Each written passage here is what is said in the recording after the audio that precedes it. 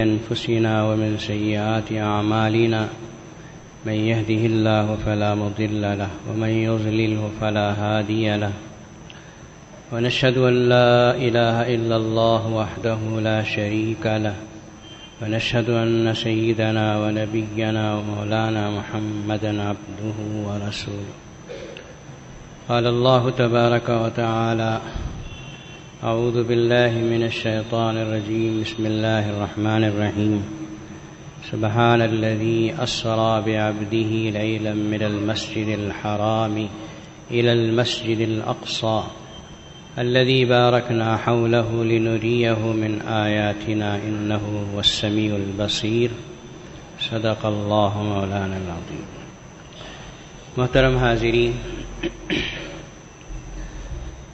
پچھلے جمعہ میں نے عرض کیا تھا کہ نبی پاک صلی اللہ تعالی علیہ وسلم کو اللہ تبارک و تعالی نے ابتلا اور آزمائش کی انتہا کے بعد معراج پر بلایا اور ایسا اونچا مقام دیا کہ جہاں تک پہنچنا کسی فرشتے، کسی نبی اور کسی رسول اللہ کی مخلوق میں کسی اور کو نصیب نہیں ہوا. چنانچہ نبی کریم صلی اللہ علیہ وسلم جب سدرۃ المنتہا پر پہنچے،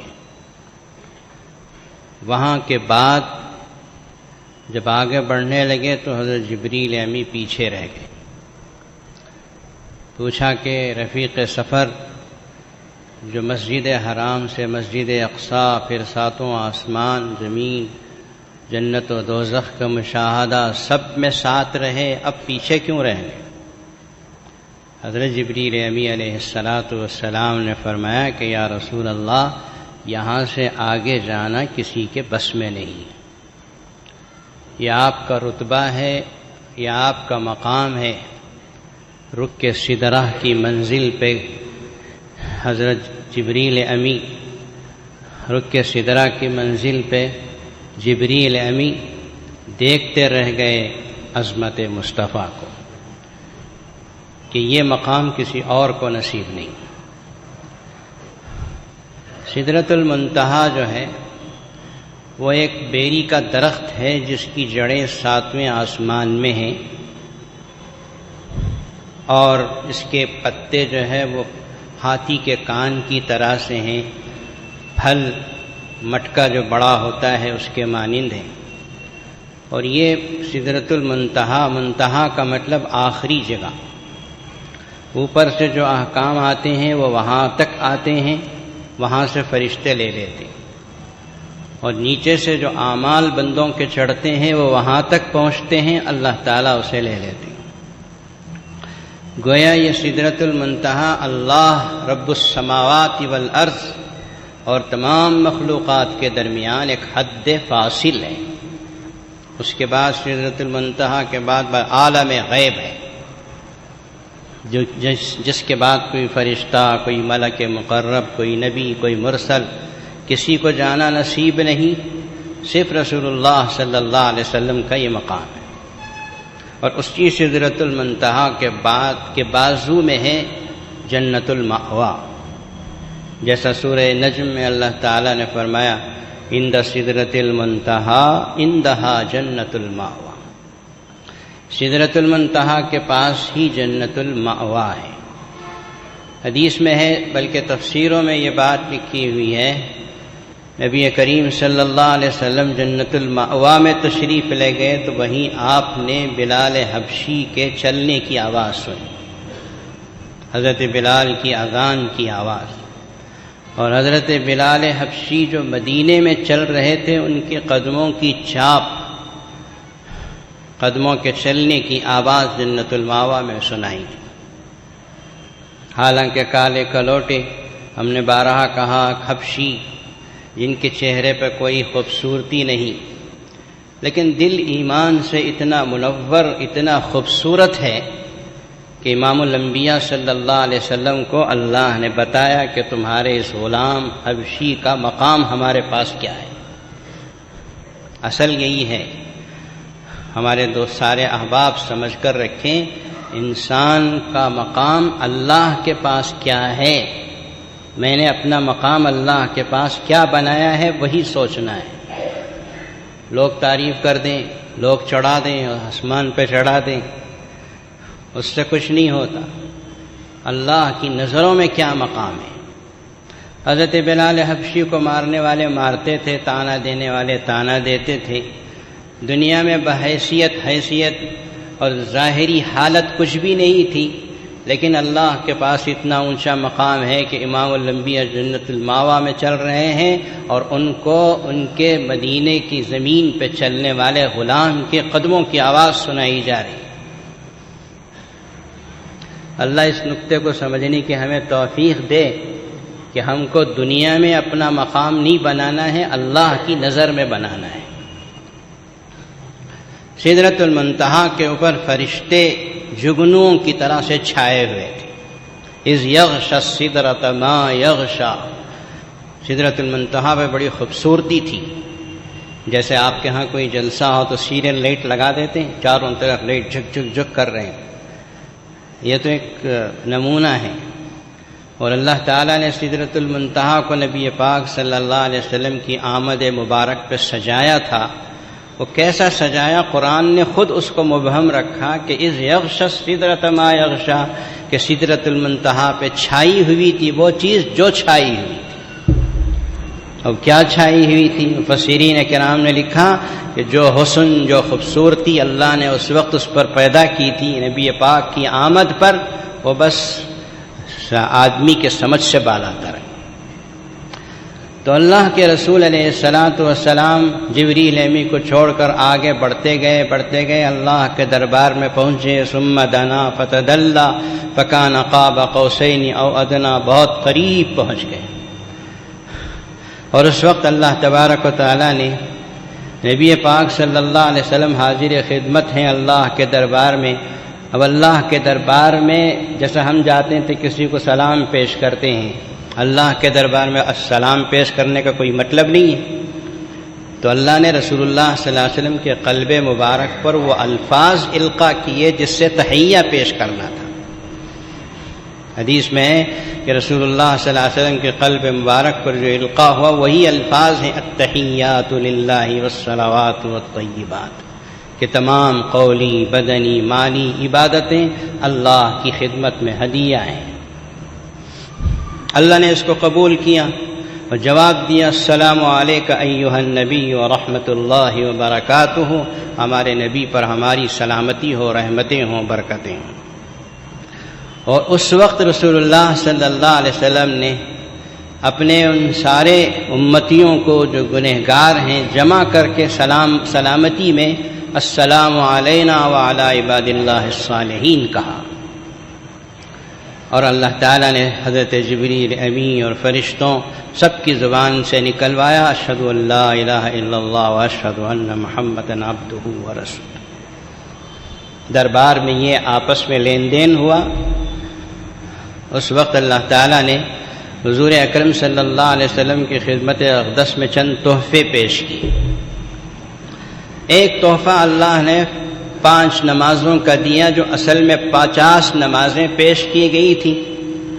روایتیں آپ حضرات نے اس سے پہلے بھی سنی ہیں کہ 50 نمازوں کو 5 کرتے کرتے 5 پر رک گئی۔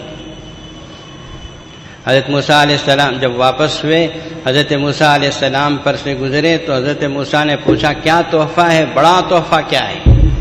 کہا 50 نماز۔ حضرت موسیٰ نے کہا میں جان چکا ہوں آپ کی امت بھی اس کو، آپ کی امت تو میری امت سے کمزور ہے، 50 نمازیں نہیں پڑھ سکتی، جائیے کم کرائیے۔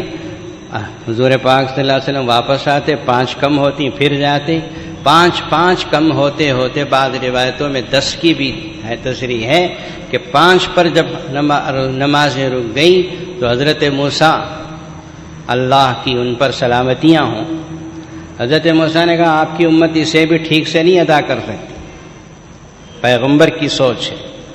اور آج ہم دیکھ رہے ہیں ہم جیسے ناپکار فرض نمازوں کو بھی ٹھوکر مار کے زندگی گزار رہے ہیں۔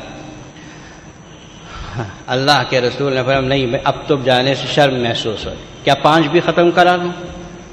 5 بھی معاف کرا کے کیا بے تحفہ چلا جاؤں؟ حضرت موسیٰ علیہ السلام سے فرمایا کہ اب تو اللہ کے دربار میں جانے تخفیف کرانے میں شرم محسوس ہوتی ہے۔ آواز آئی اللہ تعالیٰ کی طرف سے کہ یہ آپ پر 5 فرض ہیں، لیکن ہم نے جو 50 کی تھی 50 ہی کا ثواب ملے گا۔ 5 پڑھو 50 کا ثواب لو، ثواب میں کوئی کمی نہیں۔ ما یبدل القول لدی وما انا، میں اپنے قول کو بدلنے والا نہیں ہوں۔ 50 ہی ہیں، بے اعتبار ثواب کے 50 ہیں، لیکن ادائیگی کے اعتبار سے امت پر 5 نمازیں فرض۔ ایک تحفہ ہے جو رسول اللہ صلی اللہ علیہ وسلم کو عطا ہوا۔ اصل میں نماز جو ہے وہ سارے فرشتوں کی عبادتوں کا مجموعہ ہے۔ سمجھ میں آتا ہے؟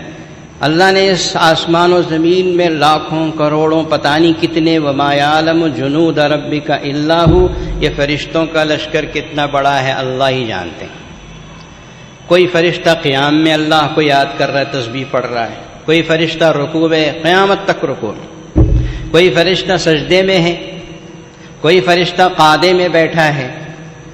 فرشتوں کو اللہ نے مامور کر دیا کہ تم اس حالت میں ہماری تسبیح بیان کرو، تم اس حالت میں اللہ تعالیٰ نے سارے فرشتوں کے قیام کو، رکوع کو، سجود کو، سب کو جمع کر کے نماز کی شکل میں مسلمان کو دے دیا کہ ایک مسلمان 2 رکعت نماز اللہ کے حضور پڑھتا ہے تو کائنات میں پھیلے ہوئے کروڑوں فرشتوں کی عبادت اس 2 رکعت میں جمع ہے۔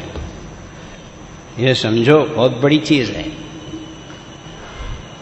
اور پھر اللہ کے نبی نے فرمایا صلی اللہ علیہ وسلم، الصلاۃ معراج المومنین، نماز مومنوں کی معراج ہے۔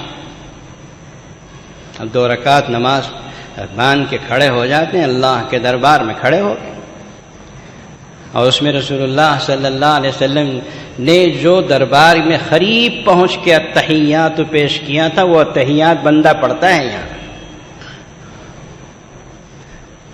اس لیے نماز میں کبھی سستی مت کرو، جہاں کہیں ہو پڑھو۔ پہلے اب دوسری قوموں اور ملتوں میں بات یہ ہے کہ ان کی عبادت کے لیے ان کے عبادت خانے کو جانا ضروری ہے۔ عیسائی عبادت کرنا تو ان کے یہاں جانا، یہودی کرنا تو ان کے اپنا معبد کو جانا۔ مسلمان کے لیے بھی یہ ضروری ہے کہ اگر مسجد کے قریب ہے تو مسجد میں نماز ادا کرے، مسجد اللہ کا گھر ہے، اور اگر مسجد دور ہے تو مسجد کے بغیر بھی جس جگہ ہے وہیں نماز پڑھ سکتا ہے، کوئی پریشانی نہیں۔ جعلت لی الارض مسجدا وطہورا، اللہ نے میرے لیے یہ خصوصیت دی ہے کہ پوری روئے زمین مسجد ہے، پاک ہے۔ شرط یہ ہے کہ جس جگہ آپ نماز پڑھ رہے ہوں وہاں اس زمین کے حصے پہ نجاست نہ ہو، اور جو کپڑا آپ بچھائیں گے اس کے اوپر کوئی نجاست نہ ہو، جہاں چاہے رکعت باندھ کے اللہ کے دربار کھڑے ہو جائیں۔ ہم کو سمجھ نہیں، اللہ ہمیں سمجھا دے۔ اللہ کے دربار میں کھڑے ہو گئے، معراج کو گویا بندے مومن اللہ کے دربار میں پہنچ گیا ہے۔ تو نبی پاک صلی اللہ تعالی علیہ وسلم کو ایک تحفہ نماز کا ملا، اور دوسرا تحفہ جو ملا وہ یہ ہے کہ اللہ تعالی نے یہ کہا کہ میں آپ کی امت کے سارے بڑے گناہوں کو معاف کرتا ہوں، ہر کبیرہ گناہ کی معاف، شراب، جوا، زنا، جو گناہ ہے کبیرہ حرام ہے سب معاف ہیں، جبکہ بندے مومن توبہ کریں، لیکن شرک جو ہے وہ معاف نہیں ہے۔ اللہ تعالیٰ گناہ ہے کبیرہ جتنے میں ہو سب کو، صغیرہ گناہ تو یوں ہی وضو سے بھی جھڑتے، نماز سے بھی معاف ہو جاتے، لیکن کبیرہ گناہ کے لیے بندے مومن ہاتھ اٹھائے معافی مانگ لے، معاف ہو جائیں۔ لیکن شرک ایک ایسا گناہ ہے کہ لا یغفر ان یشرک بہ، اللہ اس کو معاف نہیں فرمائے، الا یہ کہ بندے مومن اپنے دل سے، دل کے نہاں خانے سے اللہ کی ذات پہ ایمان لائے، شرک سے بھی توبہ کرے تو وہ بھی اللہ کے دربار میں معاف ہو جاتا۔ حدیث میں آپ کے سامنے ایک عجیب حدیث پیش کرتا ہوں، آپ بھی اس طرح سوچیے جیسے میں سوچنے کی کوشش کرتا ہوں۔ آپ نے فرمایا کہ جب کسی بندے مومن کا انتقال ہوتا ہے اور اس بندے مومن کے جنازے میں 3 صفیں ہوں، اور بعض حدیثوں میں تشریح ہے 40 آدمی نماز پڑھ لیں تو اس بندے مومن کی مغفرت لازمی ہے، جنت میں ضرور جائے۔ لیکن حدیث میں ایک شرط ہے، 40 آدمی ایسے کہ جو لا یشرک باللہ شیئا، جو اللہ کے ساتھ کسی قسم کا شرک نہ کرتے ہو۔ یہ بڑی سخت شرط ہے، یہ شرط ہے۔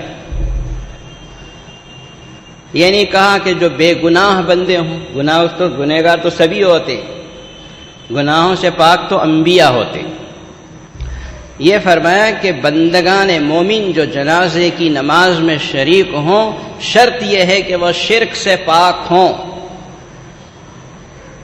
اب میں یہ حدیث جب پڑھایا، ہمارے ہاں درس حدیث میں نے مشکات شریف جب پڑھایا، ابھی میں نے بچوں سے بھی یہ کہا، یہ شرط ہر آدمی نماز جنازہ میں کھڑے ہوتے ہوئے یہ سوچ لے کہ جس بندے مومن کی مغفرت کی دعا کے لیے میں کھڑا ہوا ہوں، کیا میں شرک سے پاک ہوں؟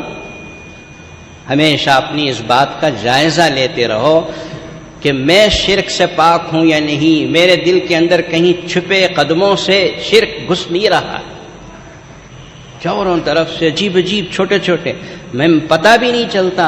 حضور صلی اللہ علیہ وسلم نے فرمایا کہ بندے مومن کے دل میں چونٹی کی طرح آہستہ سے چل کے بھی شرک آ جاتا ہے۔ اب تو چاروں طرف ایسے احوال ہیں، حالتیں ہیں کہ شرک سے بچنا بندوں کے لیے کافی مشکل کام ہے، لیکن اگر آپ اور ہم کوشش کریں تو اللہ بچا سکتے، ہم محنت کریں۔ تو فرمایا حضور صلی اللہ علیہ وسلم نے کہ دوسرا تحفہ یہ ملا کہ شرک نہ کرو، باقی سارے گناہ معاف ہیں۔ تیسری چیز اللہ کے نبی صلی اللہ علیہ وسلم نے فرمایا کہ سورہ بقرہ کی جو آخری آیتیں للہ ما فی السماوات ما فی الارض سے لے کر سورت کے ختم ہونے تک کی جو آیتیں ہیں، بہت بھاری آیتیں ہیں۔ یہ اللہ نے ڈائریکٹ دیا رسول اللہ صلی اللہ علیہ وسلم۔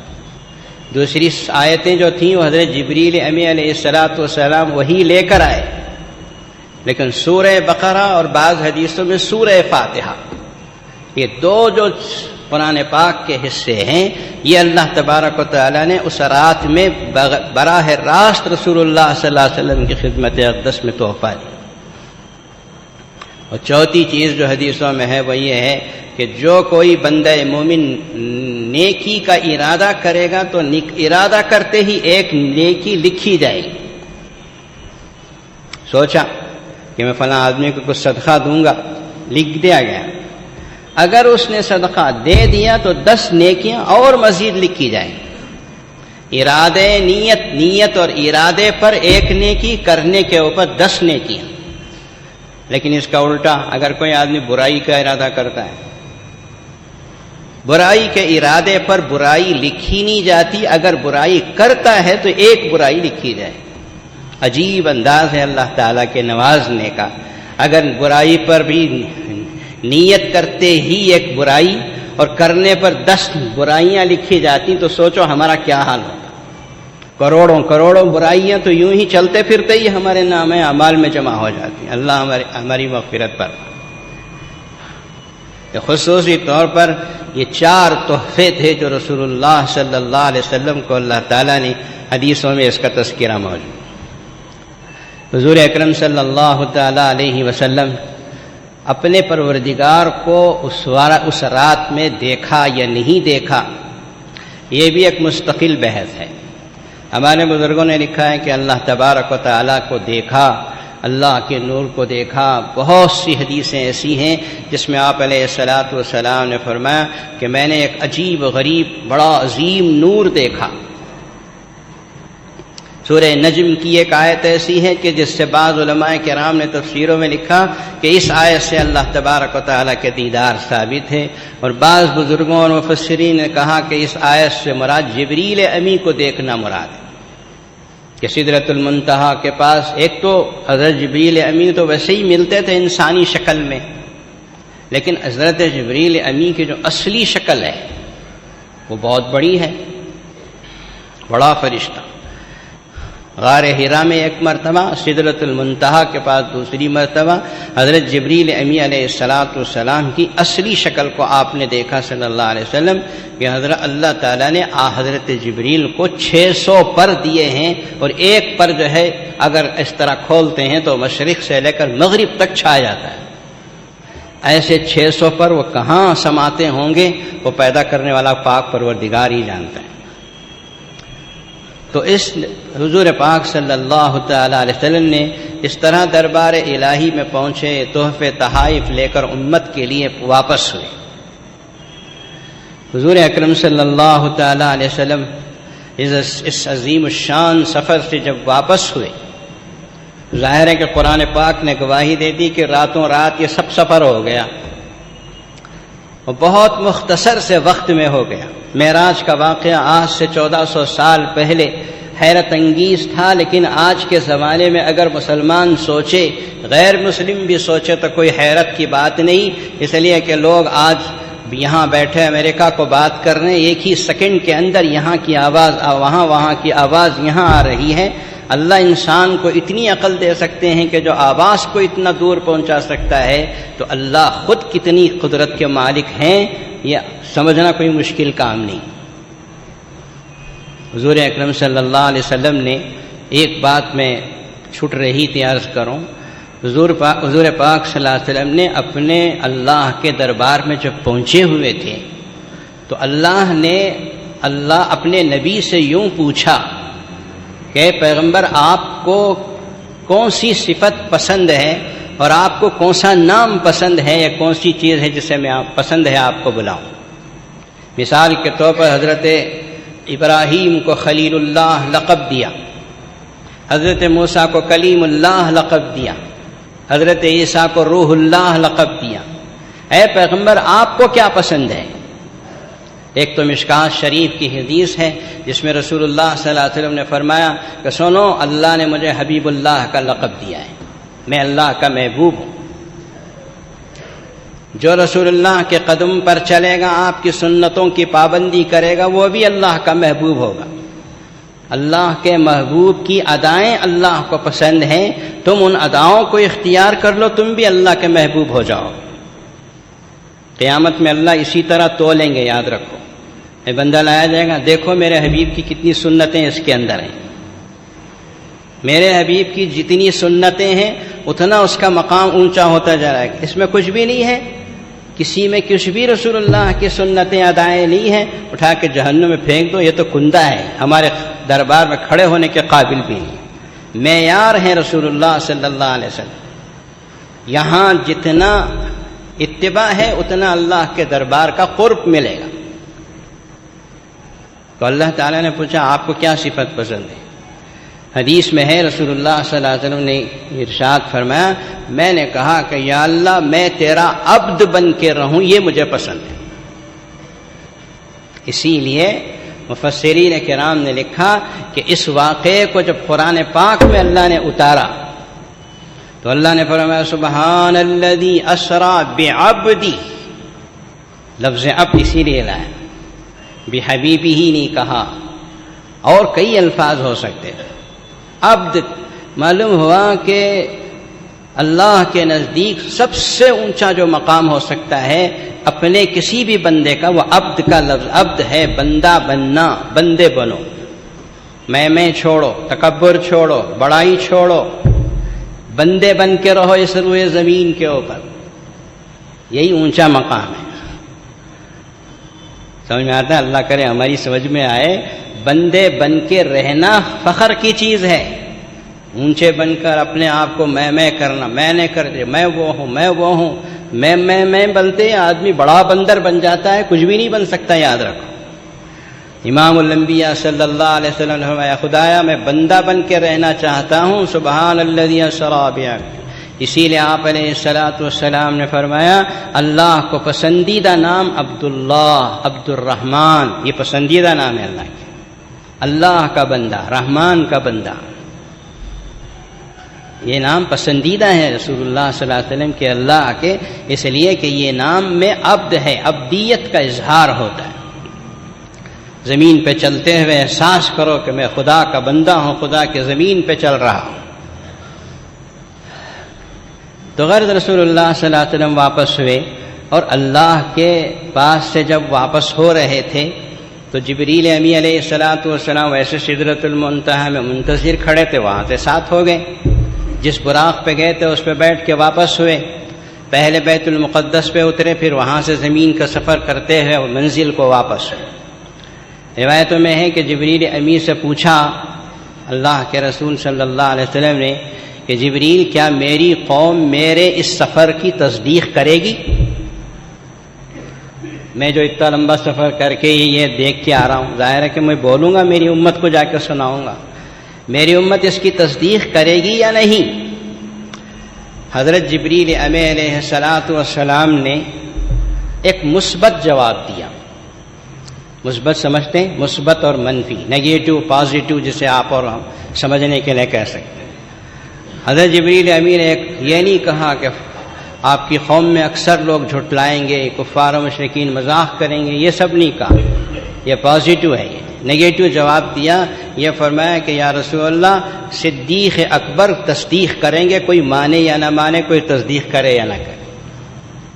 اپنی لمبی لمبی عمروں میں آدمی تدریجاً جس مقام پہ پہنچ سکتا ہے ایمان کے، حضرت صدیق اکبر رضی اللہ تعالیٰ عنہ نے ایک لمحے میں وہ مقام پا لیا۔ لوگوں نے حضور پاک صلی اللہ علیہ وسلم نے جب معراج کا واقعہ بیان کرنا شروع کیا تو لوگ کہنے، کفار و مشرکین نے تو مذاق اڑایا، ان کے ہاتھ میں تو بہت بڑا حربہ آیا۔ کسی نے کہا جاؤ صدیق اکبر کو سناؤ، تمہارے دوست یوں کہتے ہیں۔ کسی نے جا کے کہہ دیا، حضرت صدیق اکبر رضی اللہ عنہ نے فرمایا کیا یہ بات محمد الرسول اللہ نے کہی ہے؟ کہا ہاں، تو پھر تو سچ ہے، ایک سیکنڈ کے لیے بھی نہیں سوچا، پھر تو سچ کہتے ہیں۔ ان کی آسمان سے ان کے اوپر وحی آتی ہے اور دن و رات ہم اس کا مشاہدہ کرتے ہیں، یہ کون سے تعجب کی بات ہے؟ اگر رسول اللہ نے کہا ہے تو سچ ہے۔ حضور پاک صلی اللہ علیہ وسلم کو قوم نے بڑا عجیب و غریب انداز سے مذاق اڑایا، استہزاء کیا۔ آپ فرماتے ہیں کہ میں حجر اسود کے پاس کھڑا ہوا تھا، کعبۃ اللہ میں جو حجر اسود ہے، وہاں میری قوم کفار و مشرکین مذاق کر رہے تھے اور پوچھ رہے تھے کہ بیت المقدس، اس زمانے میں بیت المقدس کو پہنچنا 1 مہینے کے سفر کے بعد ہوتا تھا۔ سمجھ میں آتا ہے؟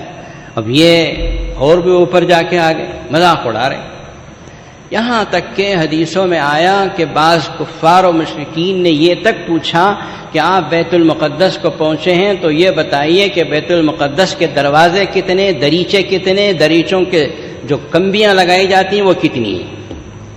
منہ میں جو آیا وہ سب بکتے۔ اب آپ جامع مسجد میں اتنے سالوں سے ہیں، غالباً میں نے پہلے بھی کہا، ذرا یہ بتاؤ کہ حال میں کتنے دروازے ہیں؟ کوئی گن کے رکھا؟ میں تو گن کے رکھا ہوں، آپ میں سے کوئی گن کے رکھا ہے؟ 5 وقت کی نماز پڑھنے والے بھی نہیں بول سکتے، اس لیے کہ دروازوں سے مطلب نہیں ہے، اللہ کے گھر میں پیشانی ٹیکنے سے مطلب ہے۔ کوئی نہیں گننا کوئی بڑی بات نہیں۔ حضور پاک صلی اللہ علیہ وسلم فرماتے ہیں فَكَرُبْتُ كَرْبًا مَا كَرُبْتُ مِثْلَهُ قَبْلًا، مجھے اتنا دکھ ہوا میری قوم کے سوال پر کہ اتنا دکھ اس سے پہلے کبھی نہیں ہوا تھا۔ میرے اس دکھ کو دیکھ کر رب العالمین نے بیت المقدس کو میرے سامنے لا لیا۔ اس کی تشریح میں مفسرین کرام نے لکھا، حدیث کی شرح لکھنے والوں نے، کہ اللہ نے زمین کے سارے پردے ہٹا دیے، بیت المقدس یوں نظر آ رہا تھا جیسے کہ وہ سامنے کا دروازہ ہے۔ اور میں نے دیکھا، اور جو قوم پوچھتی گئی میں اس کو جواب دیتا گیا، سب کی زبانیں گنگ ہو گئی۔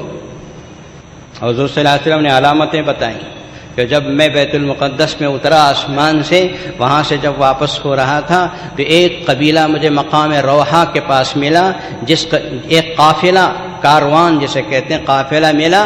اس کاروان کا، قافلے کا ایک اونٹ کھو گیا تھا، وہ لوگ تلاش کر رہے تھے۔ میں وہاں رک کے تھوڑا سا پانی پیا اس قافلے والوں کا، وہاں سے واپس ہوا تو پھر اور ایک مقام زیتوا نامی مقام پہ پہنچا، وہاں میں نے دیکھا کہ ایک قافلہ ہے، اس قافلے والوں کا اونٹ کھو گیا، اونٹ گر گیا ہے اور گر کے اس کا پیر ٹوٹ گیا ہے۔ پھر آگے مقام تنیم کے پاس ایک قافلہ ملا، جس قافلے کے بالکل سامنے ایک بھورے رنگ کا اونٹ ہے جس کے اوپر ایک حبشی سوار ہے، اور غروب آفتاب سے پہلے، مغرب سے پہلے وہ قافلہ پہنچنے والا ہے۔ یہ تین قافلے کی ملاقات کا واقعہ رسول اللہ نے فرمایا صلی اللہ علیہ وسلم، اس کی تصدیق ہو گئی۔ البتہ مغرب سے پہلے پہنچنے کی جو بات تھی کہ تنیم کے پاس جو قافلہ ہے مغرب سے پہلے پہنچ جائے گا، بیہقی کی روایت ہے کہ وہ سورج غروب ہونے کے قریب ہو گیا لیکن قافلہ نہیں ہے۔ حضور اکرم صلی اللہ علیہ وسلم نے اللہ تعالیٰ سے دعا کی تو اللہ نے سورج کو روک لیا۔ اسی کو معجزہ حبس شمس کہتے ہیں کہ سورج کو روکنے کا معجزہ رسول اللہ صلی اللہ علیہ وسلم پر ظاہر ہوا، جو اس سے پہلے حضرت یوشع علیہ السلام کے لیے ظاہر ہوا تھا کہ سورج روک دیا گیا رسول اللہ صلی اللہ علیہ وسلم کے لیے، یہاں تک کہ جو مکے کے قریب پہنچ چکا تھا قافلہ پہنچا تو پھر سورج غروب ہوا۔ ساری علامتیں جو رسول اللہ صلی اللہ علیہ وسلم نے فرمائی تھیں ظاہر ہو گئیں۔ دوستو، واقعہ معراج، اس کی حکمتیں، اسرار و حقائق، اس دنیا میں کوئی زبان نہیں ہے جسے وہ بیان کر کے یہ سب ختم ہو سکے۔ ہمیں اور آپ کو اس کے بیان کرنے کی حد تک منحصر نہیں رہنا ہے، ہمیں سب سے پہلے ان اسباق، ان عبرتوں کو دیکھنا ہے جو رسول اللہ صلی اللہ علیہ وسلم کے اس مبارک سفر سے ہمیں حاصل ہوئی۔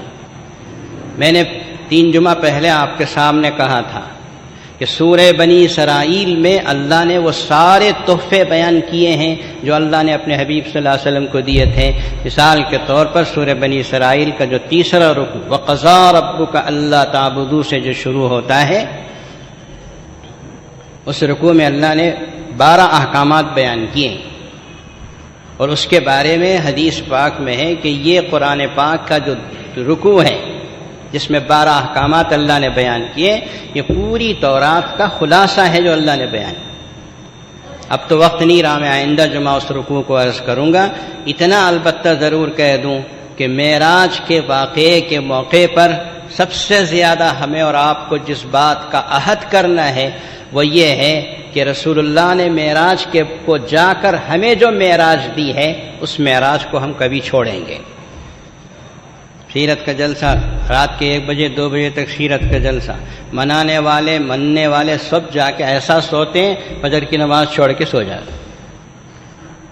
یہ مذاق ہے، ایسے سیرت کے جلسے منانے کی ضرورت ہی کیا ہے کہ رسول اللہ صلی اللہ علیہ وسلم نے جو تحفہ دیا اسی کو ٹھکرا دیا، اب سیرت کا جلسہ منا رہے ہیں۔ یاد رکھو، فرض نماز کی پابندی کرو، یہ معراج ہے جو رسول اللہ صلی اللہ علیہ وسلم نے اپنی امت کو اوپر جا کے وہاں سے لا کر دیا ہے۔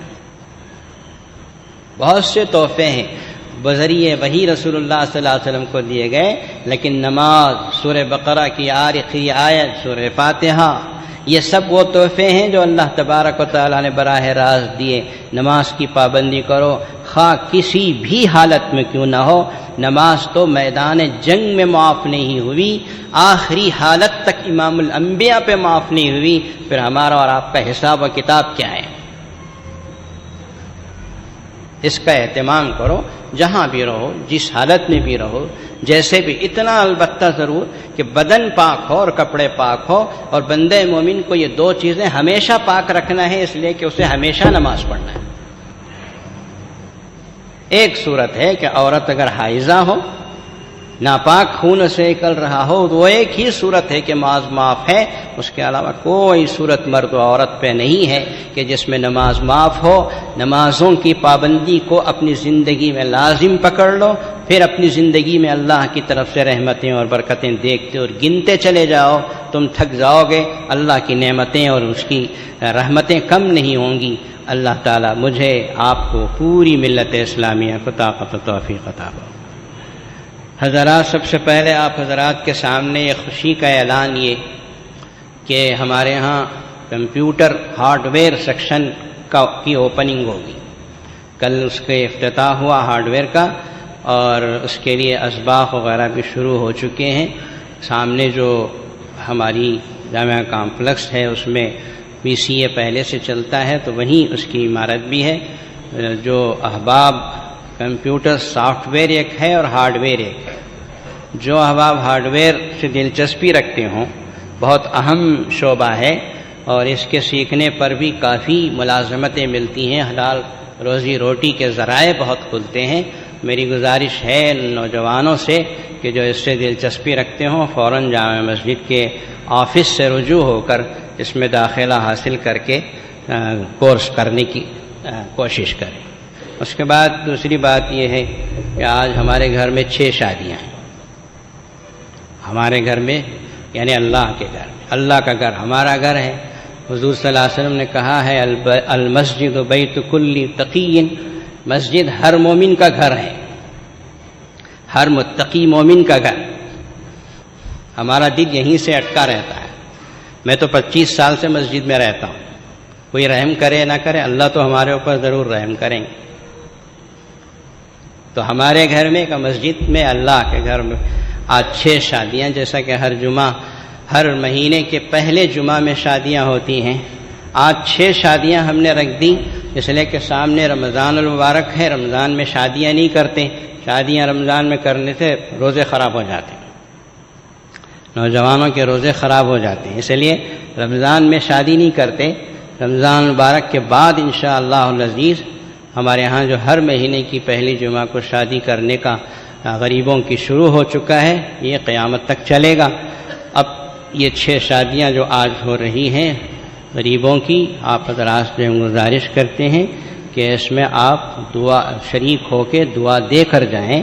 کوئی نہ جائے الا ہے کہ کوئی سخت ضرورت والا ہو، کوئی اٹکا ہوا ہو تو وہ جا سکتے ہیں، لیکن عام مسلمانوں کو دعوت ہے کہ دعا میں اور نکاح خالی میں دعا میں غریبوں کے شریک ہو کر جائیں. آپ کم از کم اتنا تو دے سکتے ہیں کہ دعا میں شریک ہو کے آمین کہہ سکیں.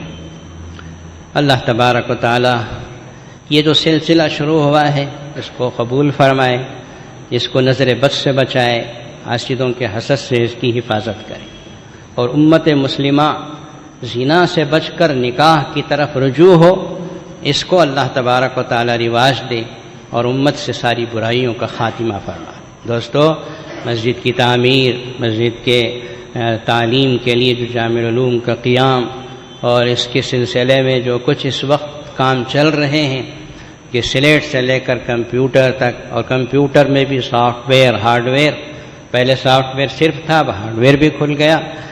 یہ سب ساری ترقی، 3000 بچوں کا یہاں پڑھنا، صبح سے شام تک قرآن کی حدیث کی اور پھر یہ ABCD کی کمپیوٹر کی تعلیم، سب کچھ اللہ کا فضل، اللہ کا کرم، اور اس کے پیچھے آپ حضرات کی مدد، نصرت و اعانت ہے. اللہ نے اس کی کو قبول کیا تبھی اتنا اونچا اللہ نے وہ پہنچایا، اور جو بھی ہم ارادہ کرتے ہیں اللہ اس کو آپ کے ذریعے سے پورا کرتے چلے جاتے ہیں. یہ اس بات کی علامت ہے کہ اللہ کا خصوصی فضل و کرم ہے. اللہ تبارک و تعالیٰ آپ کی مدد و نصرت و اعانت کو قبول فرمائے. اللہ اس کو دن دوگنی رات چوگنی ترقی دے، آپ کی کمائیوں میں برکت دے. اللہ آپ کو ہر حال ہمیشہ خوش رکھے، سرسبز و شاداب اور آباد رکھے، اور ہماری اولاد کو آفات کو اسلام و قرآن سے وابستہ فرمائے، اور اللہ تعالیٰ مرنے کے بعد اس کو ذریعہ نجات بنائے. وآخر دعوانا